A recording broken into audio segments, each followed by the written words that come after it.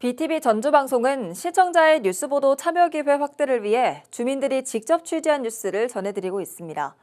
이번 시간에는 전주 평화동 소식이 준비되어 있는데요. 이평강 통신원을 화상으로 연결하겠습니다. 네, 이 통신원 안녕하세요. 네, 안녕하세요. 네, 전주시 평화 일동의 한 공원에서 초등학생이 공원 내 화장실 안에 갇히는 사고가 발생했습니다. 네, 이 통신원 어떤 사고였는지 자세히 설명해 주시죠.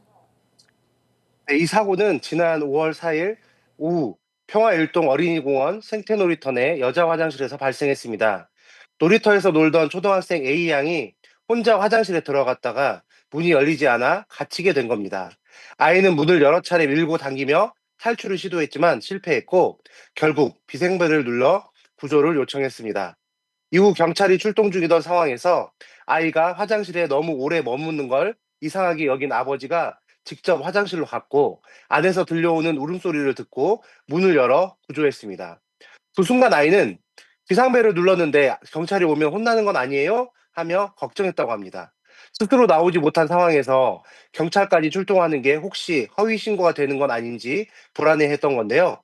현장에 도착한 경찰은 아주 잘 신고했다며 아이의 침착한 행동을 오히려 칭찬했습니다. 네, 아이가 많이 놀랐을 텐데 스스로 잘 대처했다는 생각이 드네요. 그런데 왜 이 화장실 문이 열리지 않았던 걸까요? 현장을 점검한 결과 화장실 문이 습기나 온도 변화와 같은 외부 요인으로 인해 문짝이 미세하게 뒤틀려 있었고 닫혀 있었을 때 문틀에 끼는 구조적인 문제가 있었습니다. 밖에서 열면 큰 무리 없이 열리지만 안쪽에서는 아이의 힘으로는 도저히 열 수 없었던 상태로 보입니다. 예, 무엇보다 아이가 무사히 구출이 돼서 다행입니다. 예, 하지만 계속해서 이런 사태가 반복되지 않으려면 이 공공시설물 점검이 필요할 것 같은데요. 어떤 대비가 필요할까요? 우선 공공시설물에 대한 정기적인 점검이 반드시 필요합니다.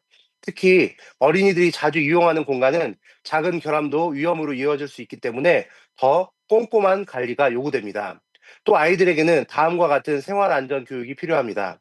첫째, 문이 열리지 않을 수도 있다는 가능성을 미리 알려주고 당황하지 않도록 대비하는 것이 중요합니다.